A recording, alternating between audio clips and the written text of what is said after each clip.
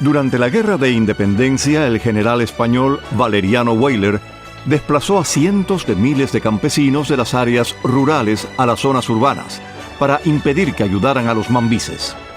Este acto criminal lo repitió el régimen totalitario cubano en la década de 1960, cuando expropió y desplazó de forma forzosa a miles de familias campesinas, porque sospechaba que podían ayudar a los alzados en armas contra la dictadura.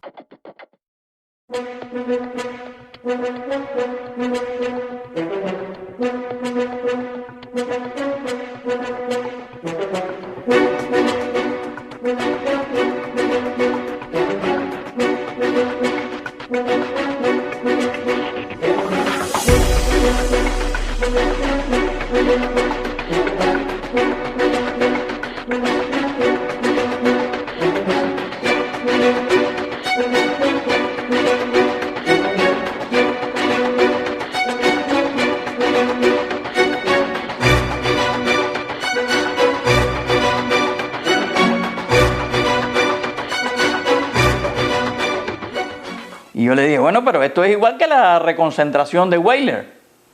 Esto es lo mismo que hizo Weyler en la guerra. Me dijo, no, aquello no, esto no es lo mismo. Los 33 años que viví en Pinar del Río fueron porque tuve que estar ahí viviendo obligada, porque me llevaron obligada, pero yo nunca quise vivir en Pinar del Río. E incluso yo vine para acá y en Pinar del Río no está. Yo anhelo salir de aquí ahora e ir a Villa Clara a vivir, que fue donde yo nací y me crié. Y allí tengo toda mi familia. Mi papá fue citado y llevado para Pinar del Río. Nosotros nos quedamos, éramos dos hermanos, mi hermano menor y yo. Yo tenía 13 años y mi hermano mayor tenía 12. No tenías ni el derecho de hablar, ni de decir, ni protestar por nada, porque ellos tenían un control estricto de tu vida. Todo lo que hacías, dónde entrabas, dónde salías, a dónde ibas. Inclusive, al principio, para poder salir del pueblo, había que pedir permiso. Yo valoro eso ahí como un campo de concentración. Otra cosa no es. Porque un ciudadano tiene que vivir obligado en un lugar, en su mismo país obligado, que no te podías ir de ahí. Es una humillación, es una falta de violar los derechos humanos. El Estado venía a chequearnos una vez al mes, por 2 años, y le decían a mi mamá y a mi papá, ustedes son contrarrevolucionarios, no volverán a ir a su pueblo. A mí esa es la causa más grande que he tenido yo, porque cuando tú cometes un delito, la conciencia de cometes un delito. Pero llegaron, te agarraron y te llevaron. Mucha infamia contra las personas allí.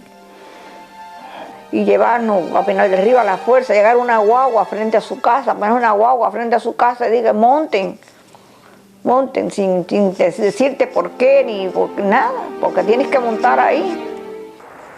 A nosotros jamás nos pasaron por un tribunal.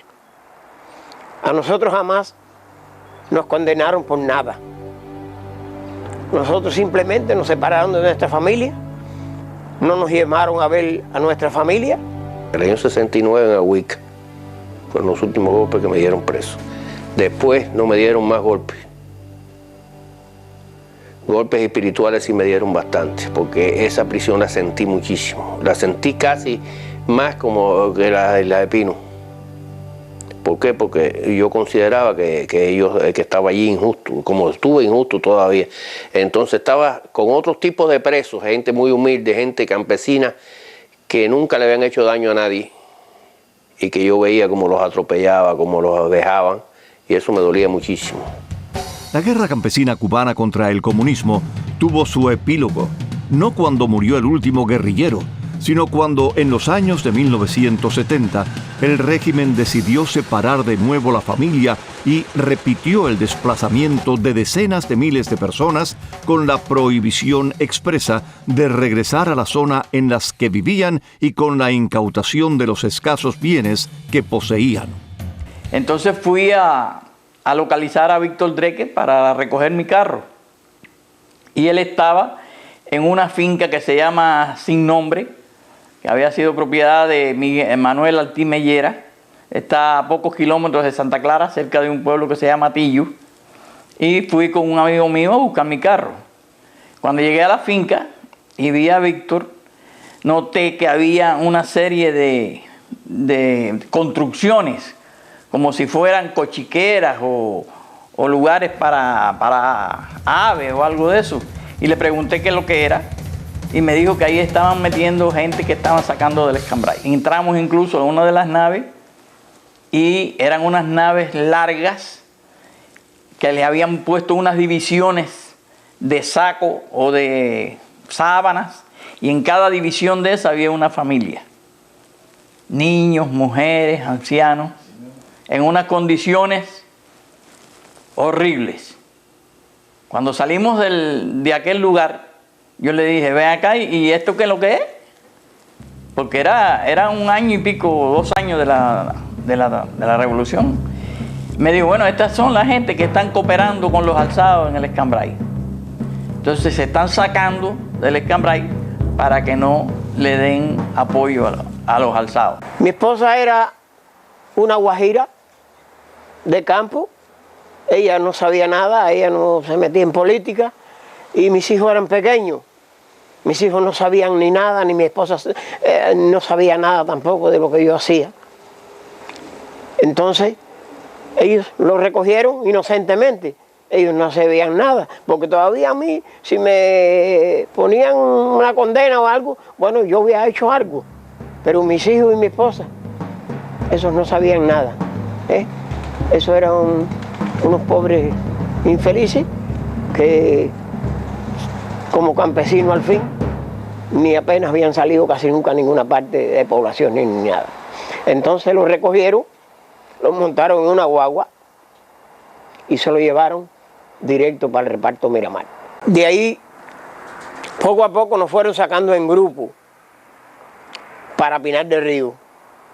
A mí y a unos cuantos, éramos como 50, nos sacaron en una nave, nos pasaron por La Habana. Casualmente, cuando nos pasaron por La Habana, ya la familia mía la habían recogido y estaba en Miramar, en la calle 30, entre primera y tercera, en una casa donde habían 14 familias de la misma zona de nosotros. Mi familia conspiró contra Fidel Castro. Todos fueron condenados y algunos de ellos fusilados o muertos en combate.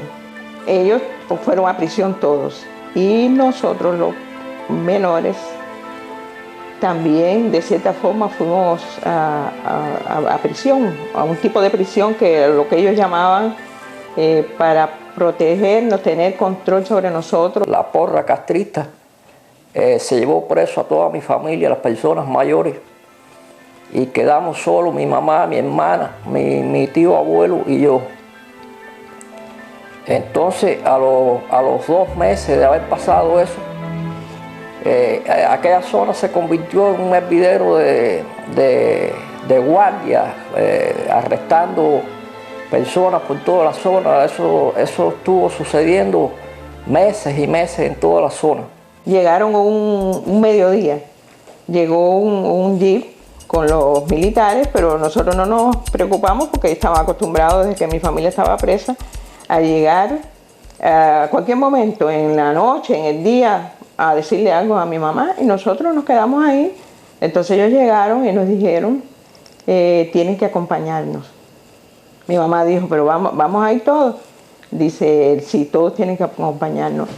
Mi mamá tenía su tío abuelo que tenía 96 años y ellos le dijeron, él también tiene que ir.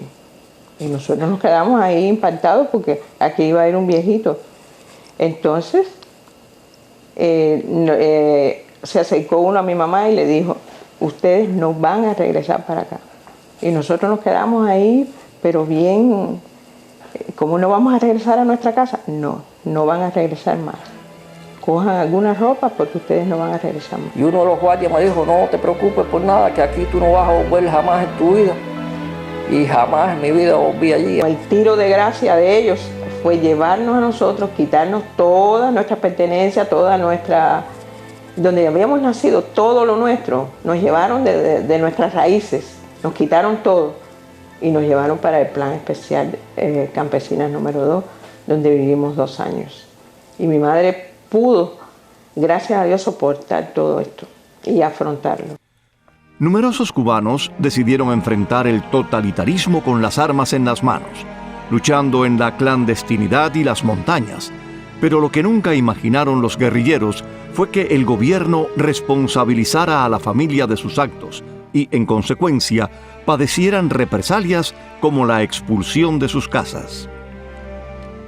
Mi papá se mudó a la finca de la Candelaria y está cooperando con los alzados contra Fidel. Y hubo un combate el 15 de agosto del año 63.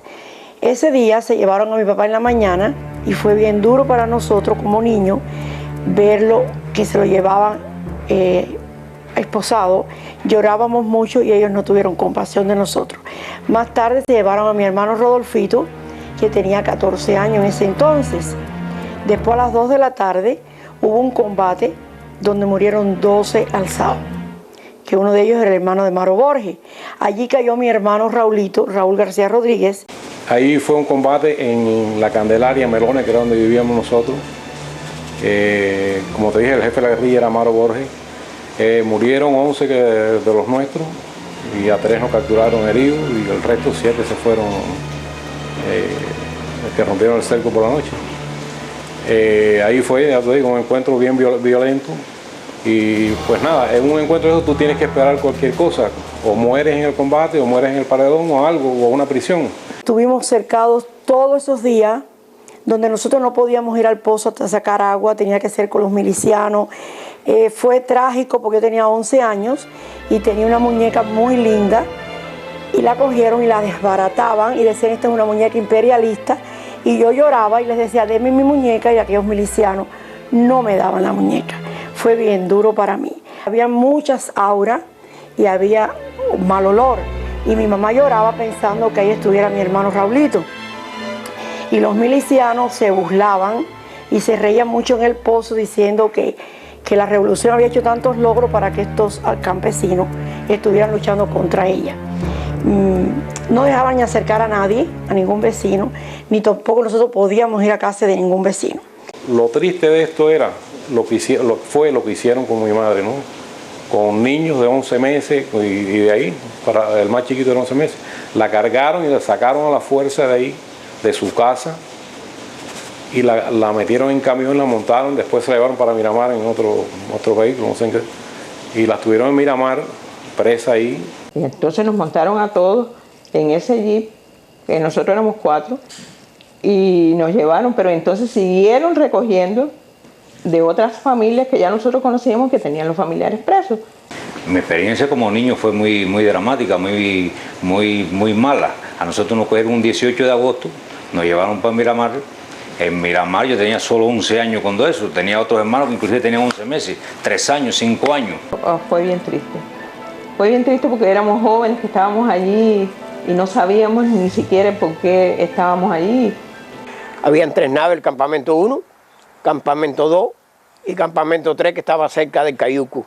Y el campamento 1 estaba cerca de la base de San Julián, frente a la base militar de San Julián. De allí nos llevaron a Consolación del Sur y allí nos reunieron con otros familiares que iban a llevarla también con nosotros hasta completar una guagua. Creo que eran 64 personas en total, entre personas mayores, niños. Y ahí partimos hacia La Habana. O sea, nosotros no sabíamos nada de dónde íbamos, ni por qué sucedía aquello, Y entonces, alrededor de la medianoche, llegamos a Miramar. A partir de ese momento, fuimos allí como presos, tratados con cierta crueldad por las personas que estaban responsables allí de nosotros. Y le dicen a mi mamá que nos van a llevar para un lugar desconocido, que teníamos que ir con lo que llevábamos puesto.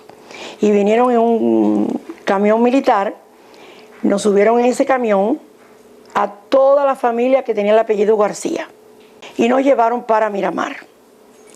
Fue bien difícil para nosotros porque era un lugar desconocido, de un pueblo de campo, ir a La Habana. Allá nos formaban, un placer que había muy grande, que era un cuartel del ejército, y formaban a las becadas de Fidel Castro a un lado y a nosotros aparte.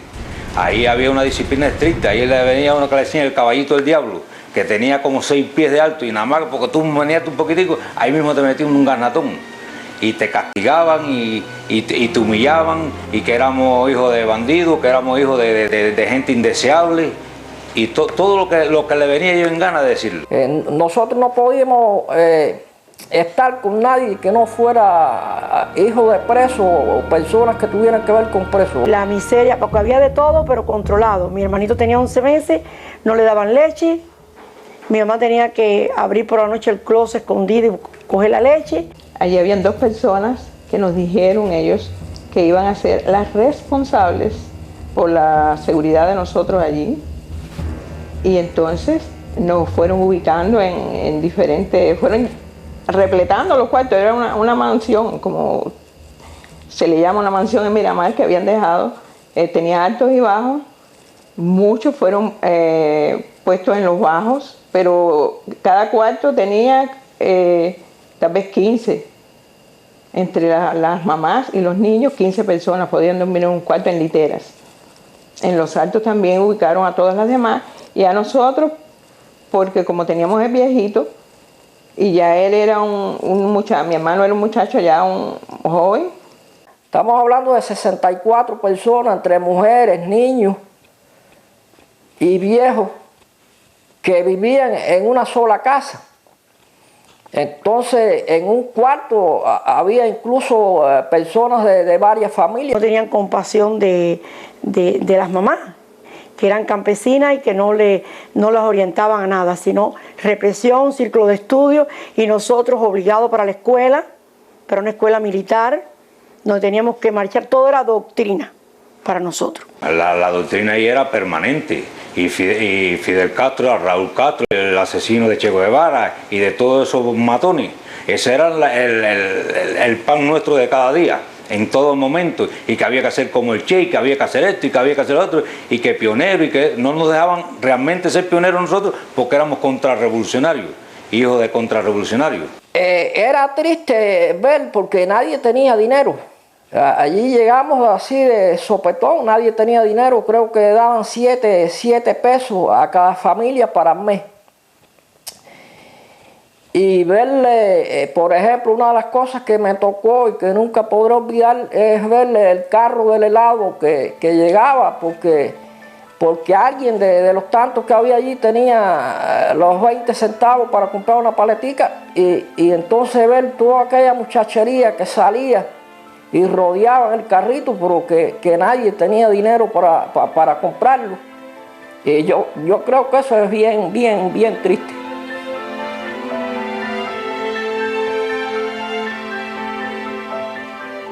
Vivimos 3 años en Miramar. Nosotros vivíamos en calle 22, 308 entre tercera y quinta. Esas eran mansiones de personas que vinieron para acá. Entonces vivían solamente las mamás campesinas con sus hijos, la miliciana responsable de casa y la de la cocina.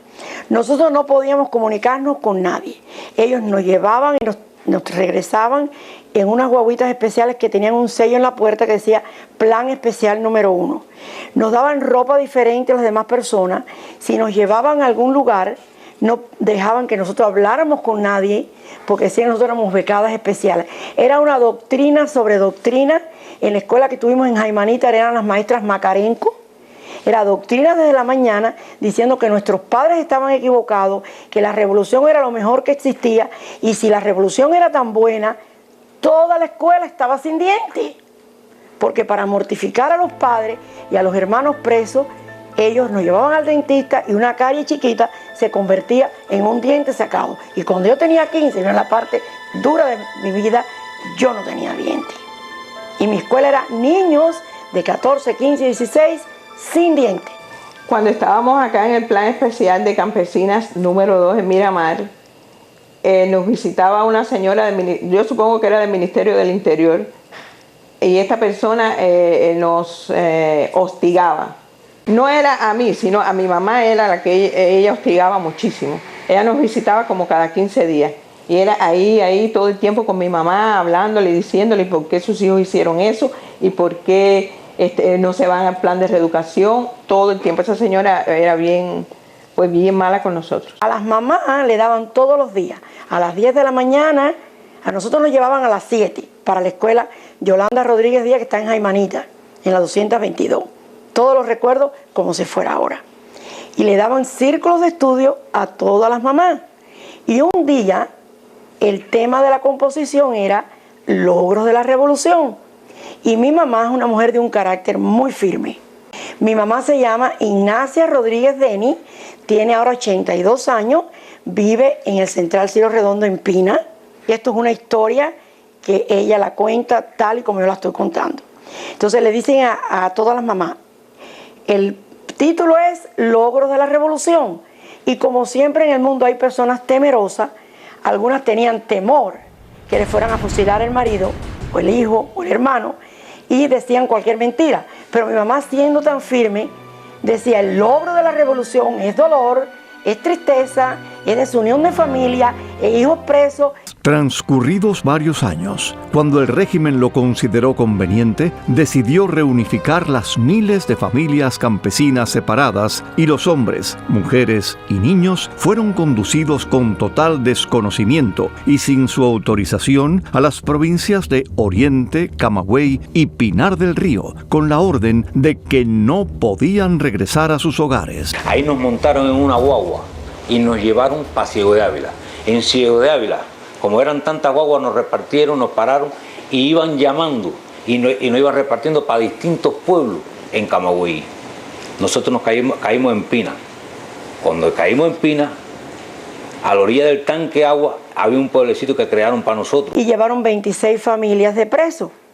26 eran comunistas y 26 eran presos. Y cuando llegamos a Pina, fue una experiencia otra vez desoladora. O sea que era de un golpe, sobre 3 años de golpe tras golpe. Y cuando llegamos a Pina, no teníamos comida, no había agua potable, no había corriente, no teníamos dinero. Tú sentías por el patio, porque no, por los patios, pegando los oídos a ver si estábamos hablando nosotros y qué estábamos hablando. A cualquier hora pasaban. Y nos llegaban a decir, mira, estos son contrarrevolucionarios, son asesinos. Eso es verdad que lo hacían así. La gente, los que estaban ahí, no nos daban los buenos días a nosotros. Se nos vigila, se nos chequea, se nos interrumpe la tranquilidad en nuestros hogares. Y somos víctimas de atropellos, de detenciones, de citaciones por parte de este régimen, por tener ideas opuestas al gobierno, por ser hijos de presos políticos. Nosotros no teníamos para dónde ir porque mi familia no estaba en Sandino. Nos permitieron, bajo la supervisión del Ministerio del Interior, ir a vivir con mi hermana Juliester Rodríguez, cuyo esposo había sido fusilado, Lázaro Anaya, había sido fusilado por la misma causa de nosotros. Estuvimos muchos años bajo la supervisión del Ministerio del Interior. Nos visitaba una señora para estarnos chequeando constantemente. Y que la familia las traerían para vivir en ese pueblo permanentemente. Y así lo hicieron. El otro día llegó una señora, Luces Díaz de Villegas, era la capitana, jefa de las mujeres presas. También, junto con el capitán, ya para distribuir, que iban a traer las guajiras del Escambray. Nos dijeron ya. Entonces empezaron a hacer el pueblo, hicieron las primeras 300 casas y ahí empezaron ya a traer las esposas de nosotros para ese campamento. Después fueron agrandando el pueblo, ya según iban agrandando el pueblo, iban trayendo más campesinas del Escambray hasta que llenaron casi el pueblo, que le pusieron Ciudad Sandino. A principios de la década del 70, el régimen una vez más desplazó de manera forzosa a los campesinos y posteriormente a sus familiares. Al poco tiempo de estar en mi pueblo natal, Nicaragua, al lado de mi familia, que pensaba reconstruir mi vida, que pensaba conseguirme un trabajo, hacer la vida normal de un ser humano, me volvieron a recoger. Esta vez sin hacer nada, sin haber ni comentado en contra de la revolución. Y fui a cumplir otra prisión muy distinta a la primera. Un buen día, el día 15 de diciembre del año 71, cuando ya no había alzado en el Escambray, cuando ya no había nadie, cuando nadie escuchaba, cuando no se oía casi nada. Entonces, trabajando en la casa, se aparecieron, dejaron una perseguidora toda la noche a la orilla de mi casa. Por la mañana me llamaron, me montaron en la perseguidora, me llevaron para Mataguá y me dijeron que era una reunión que tenían allá con nosotros en Santa Clara. De ahí nos llevaron en camiones para Santa Clara, para Cubanacán. Allí en el Cubanacán nos trancaron, nos dividieron en grupos y nos dividían por una soga y estábamos vigilados de alta seguridad cuando éramos hombres desplazados que no sabíamos exactamente qué pasaba por el Ministerio del Interior y por perros, los dos tipos de perros, los perros pastores alemanes y los perros del Ministerio del Interior.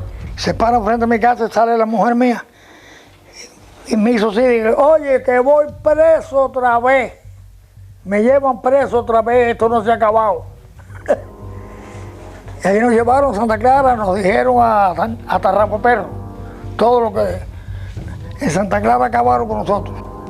Allí encontré varios amigos míos de distintos lugares que habían sido presos también. Y entonces habló un capitán que se llamaba Ángel Marte Carrión. Yo no aparezco en la lista que tenían los guardias allí porque yo no pertenecía a la causa del Escambray. Pero se encontraba un alto oficial de la Seguridad del Estado llamado Julio Laurelio, que como las cuestiones arbitrarias, con las cuestiones estas prepotentes que tienen ellos y falta de conciencia hacia la sociedad, me incluyó en la lista. Cuando pasó por al lado mío le dijo, ponlo también. Dice, el hombre le dijo, inclusive el oficial le dijo, este no está aquí. No, anótalo. Y nos dijo, voy a ser breve, aquí no hay preguntas de ningún tipo del Ministerio Interior. De una manera u otra, ustedes son cómplices de los asesinos, de tantos problemas de muertos que había en el Escambray. Esta es una orden de Fidel Castro que serán trasladados para Pinar del Río. Y jamás podrán regresar a esta tierra, porque los hijos de ustedes y la familia de ustedes no podrán convivir con los hijos de los revolucionarios. El abuso más grande que ha podido cometer el gobierno, por lo menos en aquella zona, fue el traslado para Pinar del Río, porque acabó con la familia, con las que se llevaron y con las que quedaron allá, que no fueron para allá. Fueron tratados mal, con abuso. Ese es el castigo que nos impusieron a los campesinos, a las personas oriundas del Escambray. Bueno, pues 5 meses después más o menos 5 meses después de la primera recogida, hicieron otra recogida que cayó, que esas fueron a recogernos a la casa. Nos llevaron para Santa Clara y ahí fue igual, la descarga y que ustedes son estos y aquí no pueden vivir más. Los familiares de los cautivos, particularmente las esposas e hijos, sufrieron las consecuencias de las acciones de sus padres. Estábamos con mi mamá y mis 3 hermanos, que eran chiquitos, los 3 hermanos míos, yo era la mayor. Nos quedamos solitos con mi mamá. Cuando sacaron a mi papá de la casa, nosotros no sabíamos cuál fue el destino de mi papá ni para dónde lo llevaron. El hermano de mi mamá fue 2 veces a la Seguridad del Estado de Santa Clara y no le dieron nociones de dónde estaba mi papá. Uno se decía que estaba para Camagüey, que lo iban a fusilar, que lo iban a tirar para acá, que lo iban a tirar para allá. Mi mamá lo que hacía era dar gritos nada más. Y yo atrás de ella nada más ahí, solita en la casa, hasta que mandaban a buscar al hermano de ella. Y un hermano de ella vino para la casa y nos acompañó. Hasta que mi mamá pasó eso. Entonces después vinieron a la casa y se llevaron, nos intervinieron todos los bienes de la casa. Son cosas que no quisiera recordar nunca en mi vida, sinceramente. Mi mamá le dijo,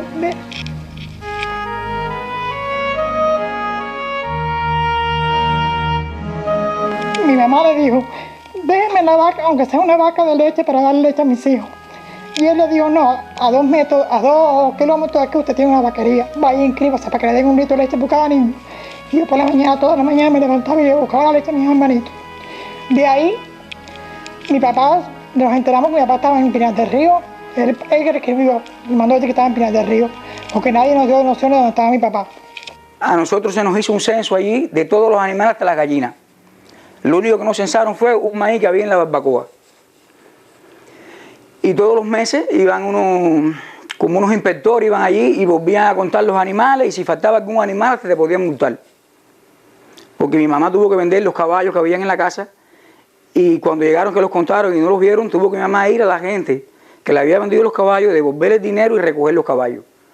Porque ella no tenía forma de mantenernos. Una mujer sola en el monte, con 7 muchachos, chiquitos todos. Mi hermano y yo ayudábamos a mi abuelo en las labores del campo. Íbamos a la escuela. En ese momento yo estaba estudiando en una escuela lejos de mi casa, en una escuela interna, en un lugar que se llama Topes de Collante. Y al estar en Topes de Collante y las autoridades de la escuela saber que mi papá había sido trasladado para Pinar del Río, nos reunieron inmediatamente a todos, yo en Topes de Collante sin saber que mi papá había sido llevado para Pinar del Río. Nos reunieron a todos los que estábamos en esa escuela, que los padres habían sido tratados en la misma situación.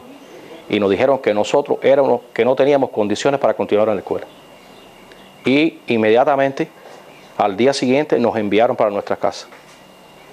Porque dijo que había venido una orden superior de que nosotros no podíamos, como estábamos estudiando para maestros y no teníamos entonces la preparación política. Me pasé el día llorando porque me llevaran a mi marido y a mi hijo, que yo pensaba que a mi hijo con esa edad no me lo iban a llevar.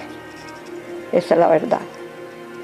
Pero bueno, lo resistí como todo, porque lo resistí porque no me quedaba de otra. Con muchas más que estaban juntas todas allí, todas compañeras allí del dolor, porque todas fue un dolor, porque nosotros no pensábamos que llamarlos a ellos a un estadio fueran para llevárselos y después decirnos, ir a nuestras casas a decirnos, ellos ustedes no pueden saber para dónde van, porque ellos van por un lugar que ustedes no lo van a ver más. Era una tortura constante aquello. Acuérdese, mi hijo era muy joven. A mí me separaron de mi padre sin ningún tipo de motivo, sin él haber hecho nada, a la edad de 2 años, que ahí se lo llevaron para los pueblos cautivos, que eran campos de concentración, que se llamaba Ramón López Peña.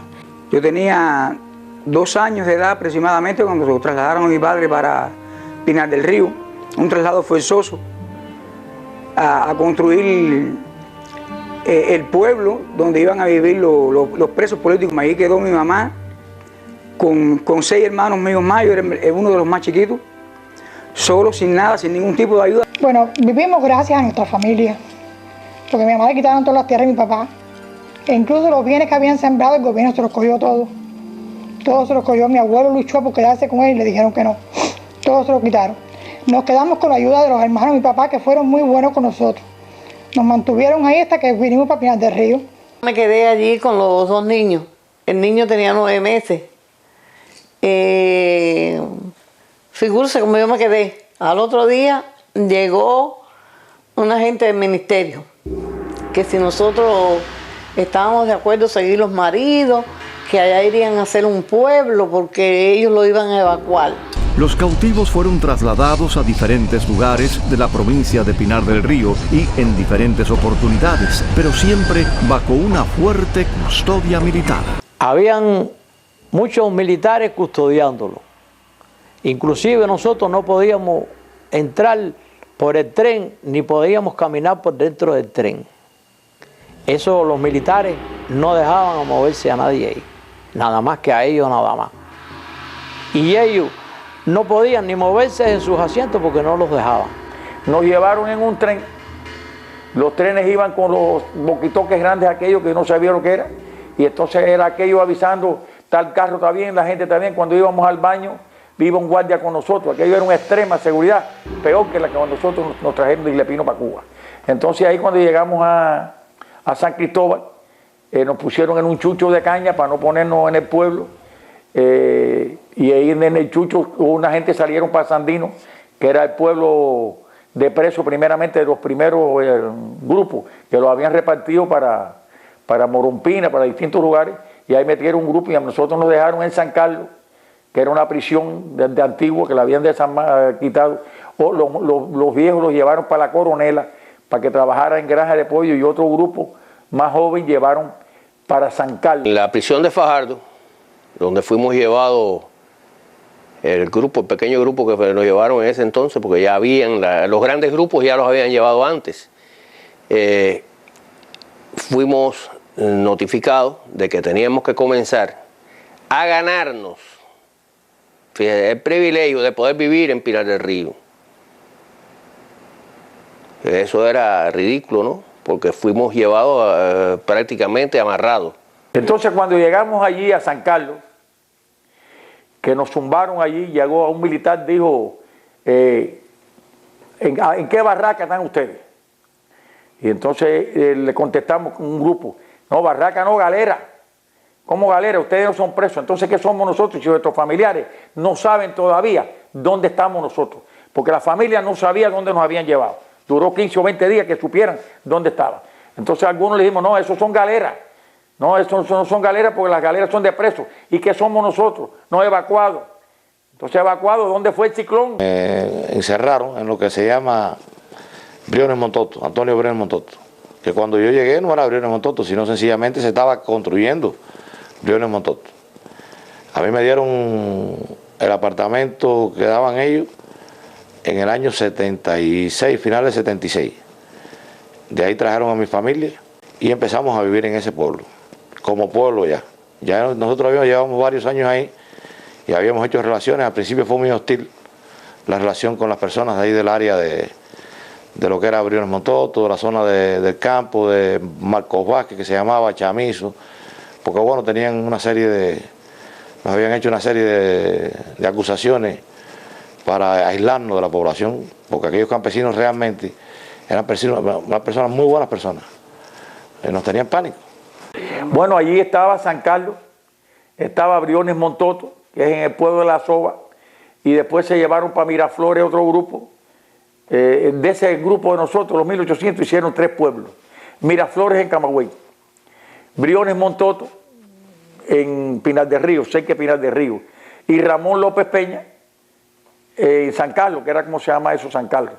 Posteriormente, los familiares fueron trasladados a diferentes puntos de la provincia pinareña, también bajo una fuerte custodia militar y a vivir en precarias condiciones. Llegamos allí de madrugada, como aquel que dice, con un jet basal y aquello era muy grande porque eso había empezado, no estaba terminado. Con los muchachos, los mosquitos eran así de este tamaño, nos dijeron que eso iba a estar amueblado todo. Cuando llegamos allí no había nada. Entonces los que tenían niños nos llevaban a un albergue para darnos comida. Familiares de nosotros los recogieron y a la fuerza los llevaron para Pinar del Río también. Allí a trabajar y a vivir como vivíamos nosotros allí, igual que los presos.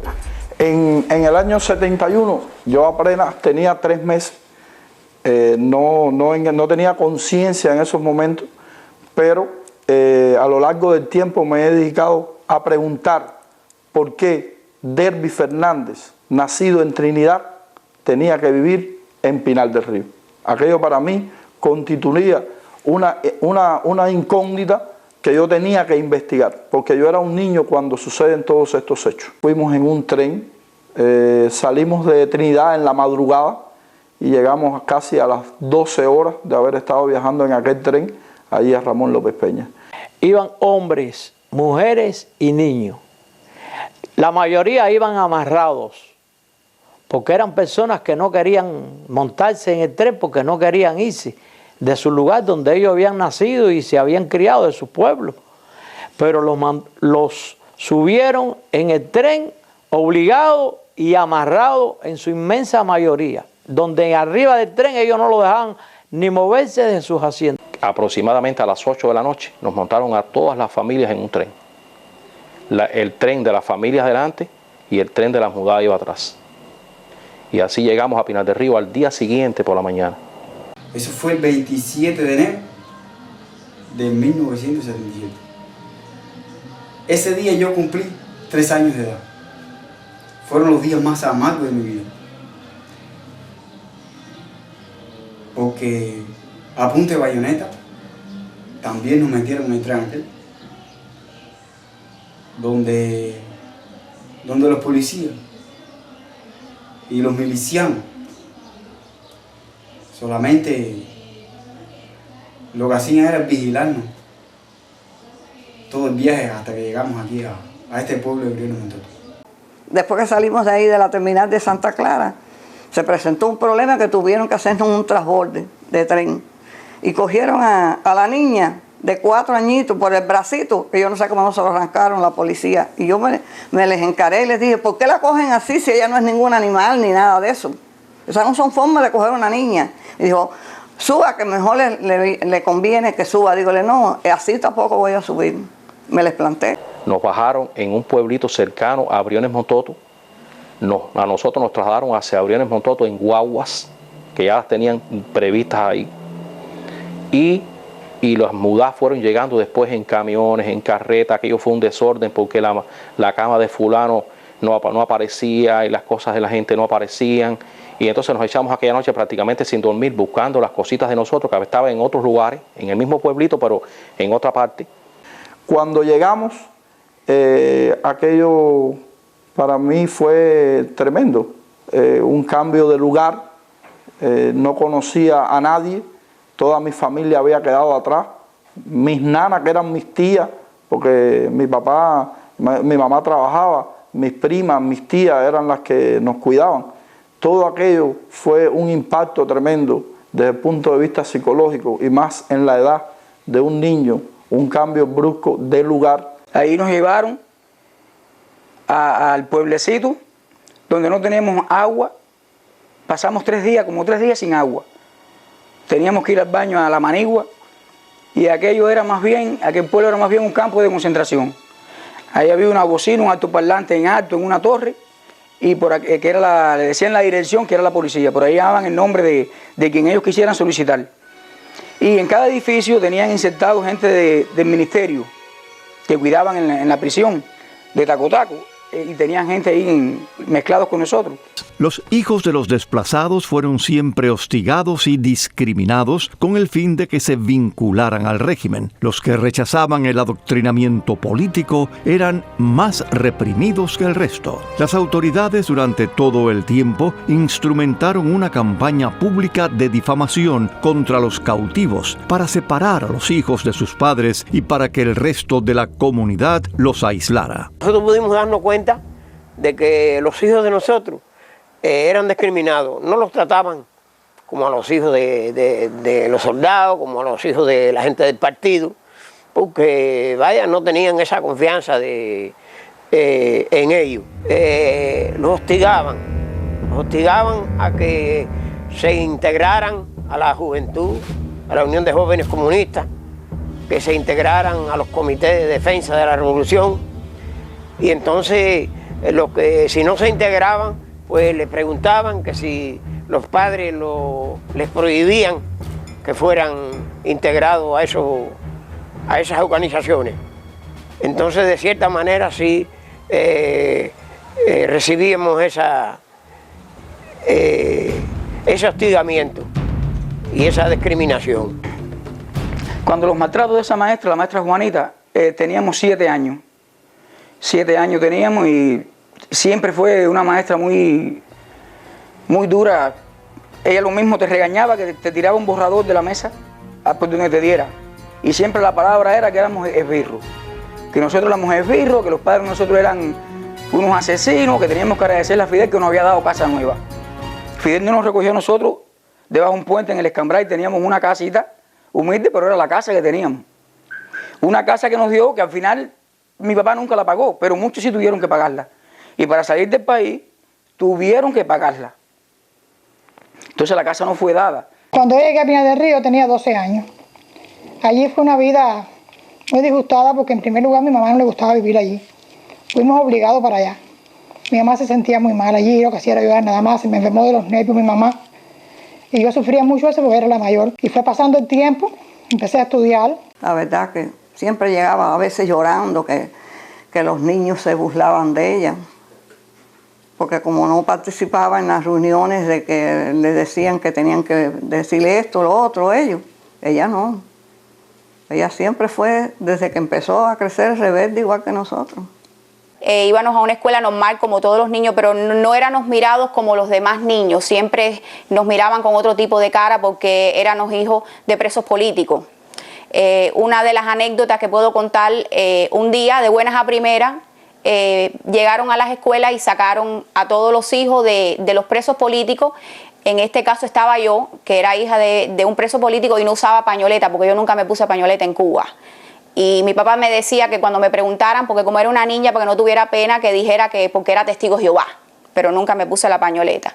Y ese día nos pararon al frente de un matutino que se hacía todas las mañanas, donde se celebraba, se cantaba el himno nacional, se hablaba de Che Guevara, etcétera, de todas esas cosas. Nuestros amiguitos, nuestros compañeritos que estábamos juntos en la escuela, que jugábamos juntos, que íbamos al cine juntos, prácticamente lo obligan a gritarnos a nosotros, esbirro, gusano.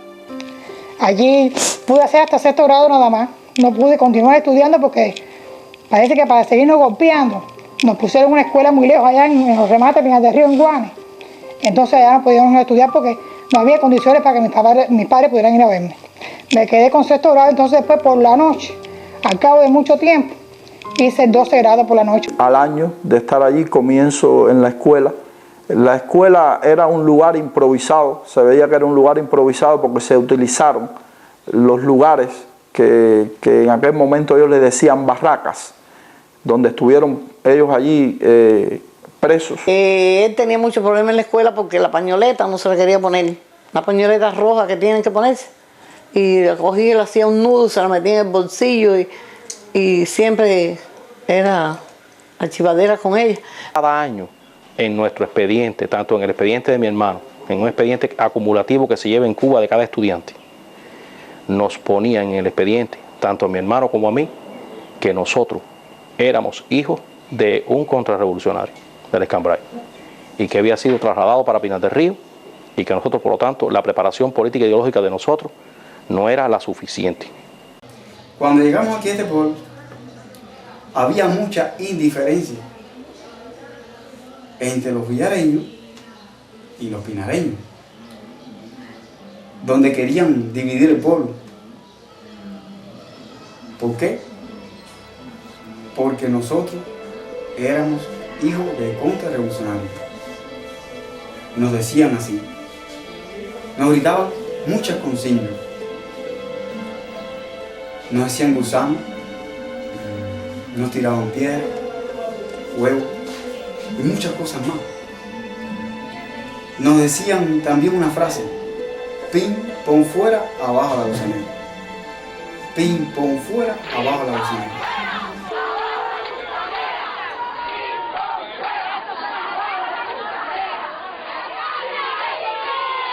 Eso ocurría vez tras vez. Y nosotros sufriendo los atropellos aquellos, sufriendo esas doctrinas, esa frase que los pinareños aquí nos decían, solamente por un solo delito, porque no pensaban igual que ellos. Debido a eso, se nos ha imposibilitado mantener una vida adecuada en nuestro hogar. Entonces siempre me la estaban maltratando, me la sacaban de la fila. Le mandaron a quitarle una vez una cadenita que ella tenía con una virgencita. Y ella dijo, ¿por qué yo me la voy a quitar si mi mamá me la puso? Y no se la quitó. Por ejemplo, yo tenía puesta siempre una cadena de la Virgen de la Caridad del Cobre, y un día en la escuela una maestra me dijo que tenía que salir del aula que porque yo tenía puesta esa medalla. Y yo le dije, porque yo soy católica y yo creo en ella y no me la voy a quitar. Y que porque iba a la iglesia todos los domingos. Y le dije, bueno, porque yo voy a ir a la iglesia todos los domingos, porque yo creo en Dios y yo voy a la iglesia todos los domingos. Me llamaron a mí a la escuela y yo le dije, no, nosotros no. Ella no tiene que quitarse ese santo, porque nosotros somos religiosos. Por lo tanto, si ustedes no se la quieren ver, no se la miren. Pero ella no se la va a quitar y no se la deje que se la quitara. Y fue una cosa aislante. Cuando empezó la escuela, las maestras que pusieron eran unas maestras que venían a adoctrinarnos. Y adoctrinarnos de tal forma que era desde un cocotazo hasta una galleta, nos sacaban afuera y cuando los aviones pasaban nos decían, iba papá Fidel.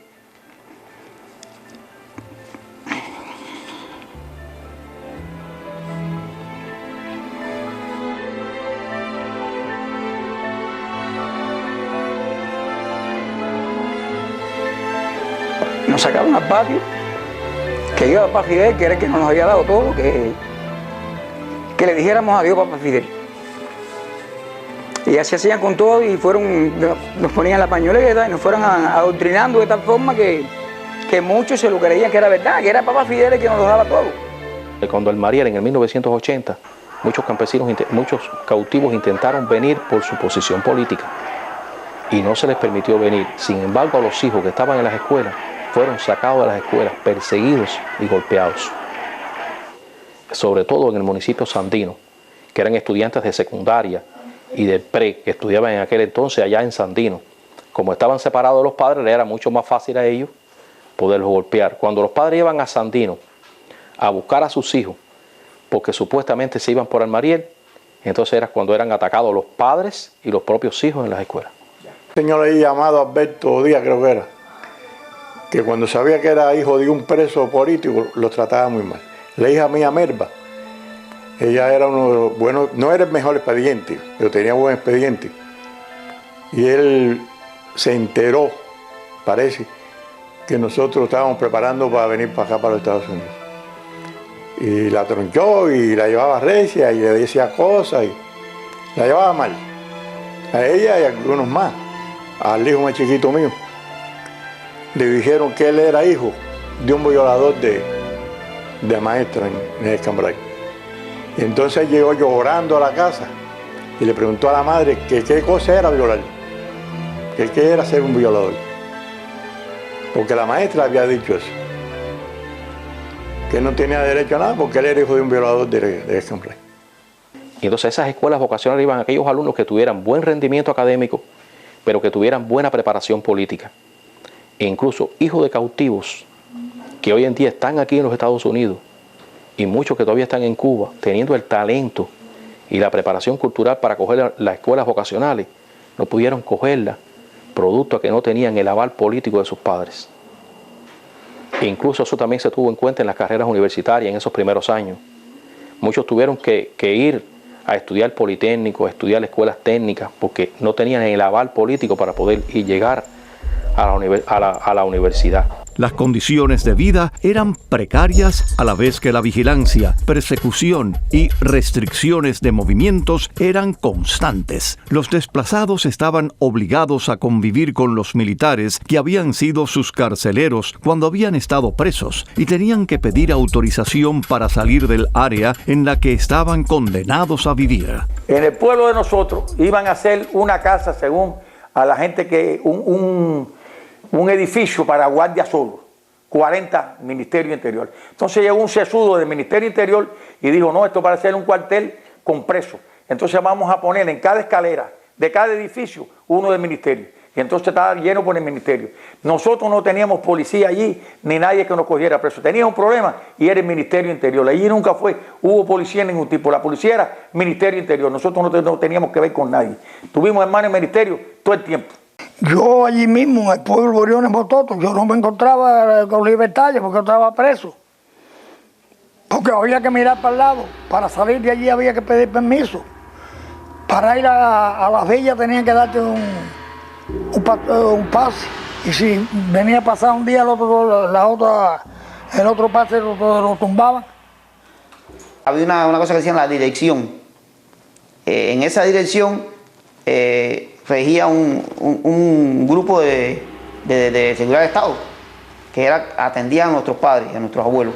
Ellos usaron la estrategia de que en los mismos edificios donde vivíamos nosotros ponían personas militares que habían sido y que en ese momento eran los carceleros de nuestros padres al llegar a Pinar del Río. Y nos encontrábamos unas presas todas. Allí nadie de los que fuimos nos llevaron para allí, todas nos encontrábamos presas. Era así el dolor que teníamos nosotros, de que nos encontrábamos presas allí. Yo viví en Briones Bototo 33 años. Los primeros años de vida fueron años difíciles. En primer lugar, que se fuimos perseguidos.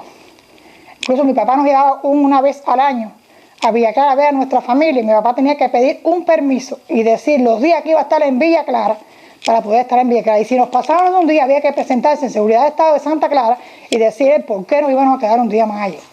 Éramos perseguidos, nuestros padres fueron, nuestra familia fue identificada allí por cosas malas, que eran acá, que eran asesinos, que eran violadores, que eran esto, que eran lo otro, y aquellos vecinos, que después los fuimos conociendo y fueron buenos vecinos, temían miedo de nosotros. La relación de nosotros con los campesinos de esa zona, de la zona de López Peña o San Carlos, a principio fueron tensas. ¿Por qué? Porque los funcionarios del gobierno visitaron todas las casas de los campesinos en esa área y les decían que nosotros éramos los asesinos del Escambray. Allá dijeron que nosotros, los maridos de nosotros, eran violadores de niñas en el Escambray, que eran gente mala y entonces las mujeres llevaban los niños aguantados por las manos cuando pasaban por aquel albergue, porque dice que tenía mucho miedo no fuera a ser que le fueran a agarrar a una niña de esas. Y pasó el tiempo y ellos se dieron cuenta que eso no era así. Se enfermó el hijo mío, tenía 9 meses. Yo le pedí pase a un señor llamado José, que era del Ministerio del Interior, pero no me acuerdo del apellido ahora. Y me dijo que si yo era médico para ir a ver el hijo mío que estaba enfermo. Yo le dije, no soy médico, pero soy padre. El trauma mayor que teníamos nosotros como desplazados que llaman, ellos nos llamaban a nosotros evacuados inclusive, nos llegaron a llamar evacuados. Realmente éramos presos. Por un pueblo cautivo éramos presos, no es que estuviéramos desplazados. Estábamos bajo el control del Ministerio del Interior. Era precisamente estar bajo el control del Ministerio del Interior que nuestros hijos se criaran allí como hijos de presos y fueron marginados, perseguidos la mayoría. No, inclusive cuando ya estaban en la edad de coger carreras de universidades, pues estaban limitados, no podían aspirar a nada, si no se vendían al enemigo como decimos nosotros, y no, la mayoría no lo hicieron. Trabajo de 15, 16 horas al día, en lo que fuera. O sea, ellos te mandaban a trabajar, a lo mejor ibas a trabajar a la caña, a lo mejor ibas a trabajar a limpiar basura, a lo mejor ibas a recoger madera, pero tenías que trabajar 15 o 16 horas vigilados constantemente por la guarnición. Bastante mal vivimos, no podemos decir que vivimos bien allí. Y sobre todo saber que tú estás a la fuerza en un lugar, y tú eres una amiga de la libertad, eso te choca mucho. Eso te llega a poner muy mal, muy mal. Cuando había cualquier actividad de ellos política, nosotros teníamos que estar resguardados. Por lo menos mi esposo, que era el que era preso político. A nosotros no nos dejaban salir del pueblo. Inclusive una ocasión, cuando el 26 de julio fue en Artemisa, decidimos irnos ese fin de semana para otro pueblo cautivo, Sandino, que estaba en los extremos más occidentales de la provincia de Pinar del Río, y allá lo fueron a buscar la seguridad de Estado. Nosotros teníamos un carro particular, una máquina particular, un View, se lo quitaron y se lo llevaron preso para San Cristóbal y lo metieron en una celda desnudo por 3 días. Ahí estando en los pueblos cautivos ya, yo fui soltero, terminé casado y con 3 hijos.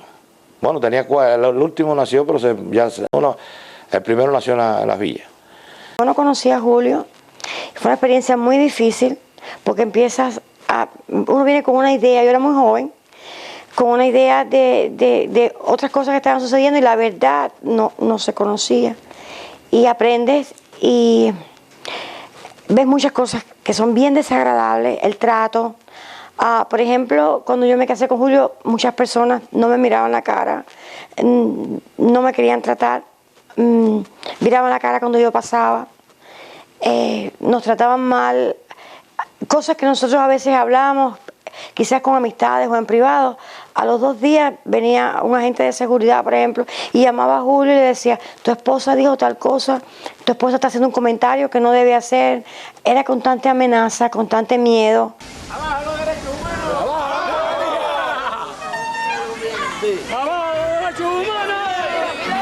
La resistencia en Cuba nunca ha cesado.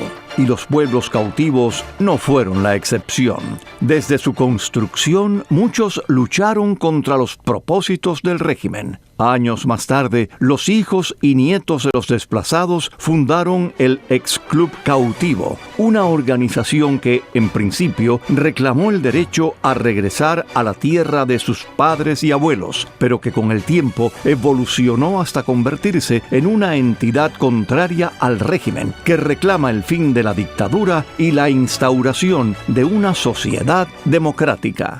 El hombre que organizó la resistencia en todos los pueblos cautivos, no podemos olvidarlo jamás.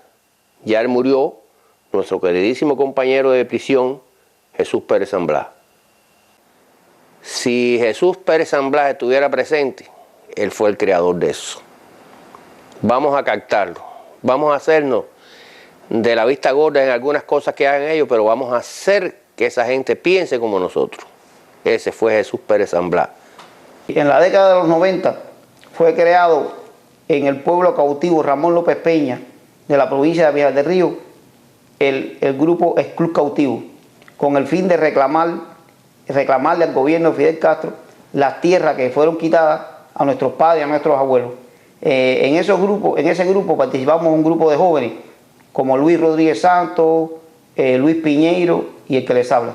Teníamos relaciones con algunas personas o grupos de derechos humanos que operaban en La Habana y en Pinar del Río, y ellos fueron los que nos ayudaron a nosotros a darle lo que es ya la forma, la estructura legal. La primera actividad que hicimos fue tratar de inscribir o de registrar el grupo de Club Cautivo como una organización no gubernamental, pero el gobierno, por supuesto, nos negaba constantemente esa petición. Entonces fue cuando más confrontación tuvimos con la seguridad del Estado, que siempre nos estaban citando, y una vigilancia constante a todo lo que hacíamos. Y un día nos citaron a la policía, pero no era la policía, era de la policía, nos pasaban para la sede de la seguridad del Estado, para la oficina. Y Andrés Hernández, Raúl Meriño, más conocido por Garebachi, y el mayor Pío, me dijeron en aquel momento que nosotros, vaya, fue lo que más así, porque yo daba muchas noticias, todas las noticias que salían, que se podían dar, yo las daba para que salieran a la luz. Contaminación de las aguas, desalojo, todo. Y me dijeron que yo no era periodista, que porque daba tantas noticias. Y dije, porque no tenía otra forma de darla, que las daba para Radio Martí. Y me dijeron que las diera por el Granma. Y dije, el Granma no nos da un espacio. A pesar de eso, seguimos en nuestro trabajo con la reclamación de tierra, con la denuncia de violaciones de derechos humanos, sí, cualquier tipo de actividad que estuviera relacionada con ese tipo de grupo. Todo siempre reclamando nuestros derechos. Y el mayor Pío me dijo, no, tú puedes pensar lo que no puedes hablar, tienes que estar calladito. Y fue cuando entonces el capitán Andrés me dijo que, dice, nosotros no nos han dado orden de matarnos, pero te tenemos con los testículos en una mano. Cuando no des orden de matarnos, te vamos a hacer así y te vamos a exprimir. Que ellos todavía no tenían orden de matar a ninguno de nosotros, pero cuando llegara la orden, nos iban a matar. Y así empezamos a hacer cartas de reclamación al Consejo de Estado, al Ministro de la Agricultura. Así fue como empezó todo el Club Cautivo, hasta que cogió en el año 2001, el Club Cautivo tuvo tantos miembros que pasaban de los 300 y pico. Se fue tan grande que había mucho movimiento en López Peña y en Briones. En varias ocasiones fuimos al Ministerio de Agricultura en La Habana con las propiedades de las tierras de nuestros padres y nuestros abuelos, con el fin de reclamar esas tierras, pero en ningún momento nos dieron una respuesta satisfactoria. Solamente nos dijeron que esas tierras habían sido confiscadas a nuestros padres por atentar contra los poderes del Estado, pero no nos dieron tampoco un documento que oficializara eso. En una ocasión, debido a las reclamaciones de las tierras que habíamos hecho, citaron a varios de los firmantes de las cartas, y entre ellos a Arlán Beltrán, que era el divulgador del Club de los Pueblos Cautivos. Y Arlán pasó una casetera pequeña en un bolsillo que pudo grabar lo que le decían. Y una de las cosas que le dijeron ahí fue que porque no se reunió ningún ministerio de la Agricultura, fueron 3 agentes de la Seguridad de Estado los que estaban allí, que le hacía una pregunta a uno y le preguntaba al otro y así le fueron diciendo. Y entonces le dijeron a Aslan, porque él hizo la reclamación de las tierras de sus abuelos, y le dijeron que ni sus abuelos, ni su padre, ni él podían tener nada en este país. Que para que 11 millones de habitantes vivieran con seguridad y libertad en Cuba, ustedes, tus hijos y los nietos de tus hijos van a estar siempre vigilados y hostigados así, para que 11 millones de habitantes pudieran vivir en libertad. No sé a qué le dice libertad.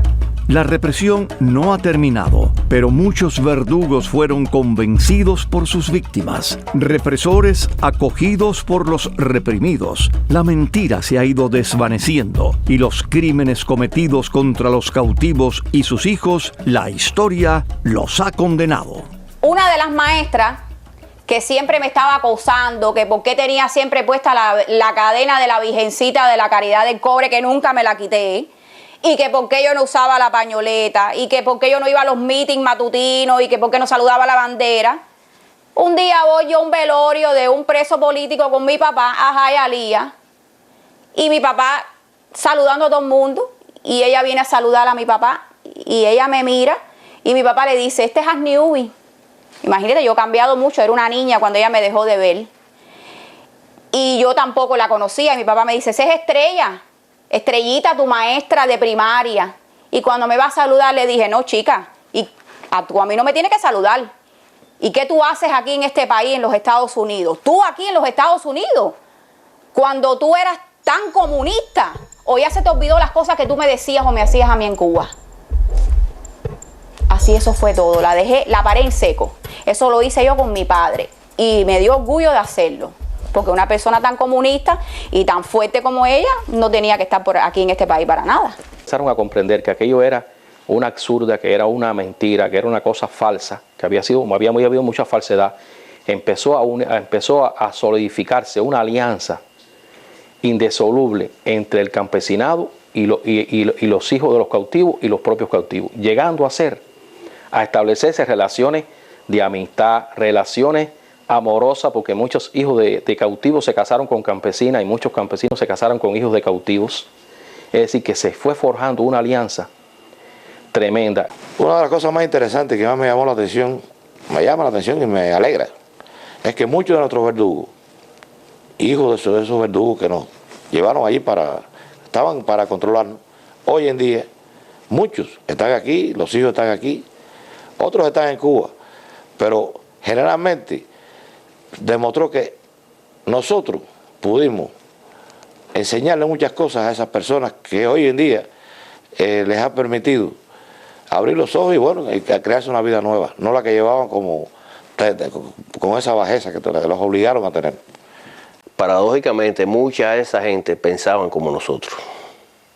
No nos lo tratamos de captar, simplemente con nuestro ejemplo, en el trabajo, en la forma de comportarnos, en la forma de tratar a las personas, los captamos de tal forma que muchos, no te voy a decir un % muy elevado, pero sí muchos de ellos pensaban como nosotros.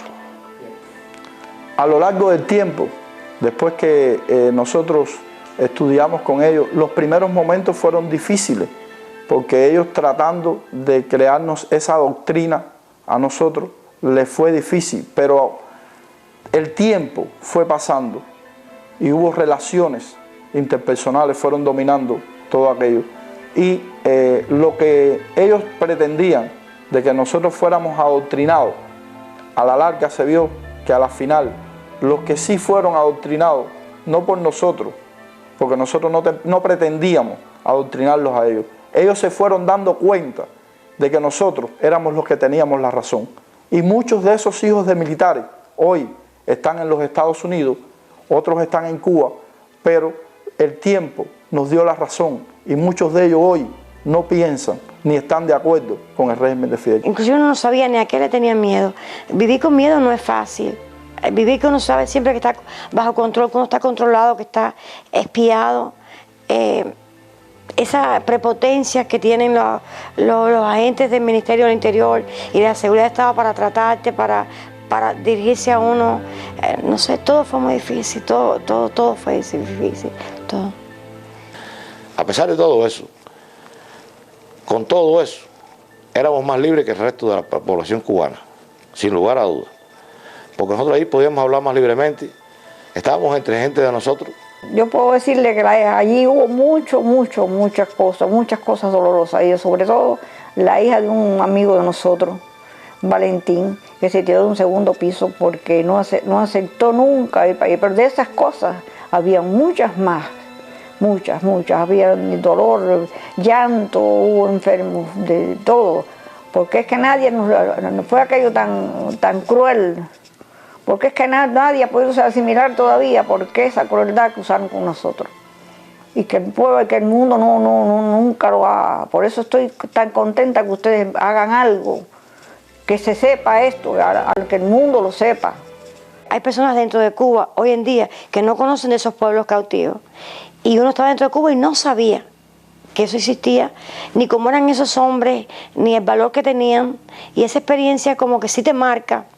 Y te marca definitivamente para bien, porque conoce gente que sí, o sea, son muy valientes, gente que vale la pena, y gente que estaban luchando con una idea y la seguían hasta el máximo, y seguían con sus ideas y no se dejaban, o sea, adoctrinar, y siguieron con sus principios aún estando allí y bajo el terror.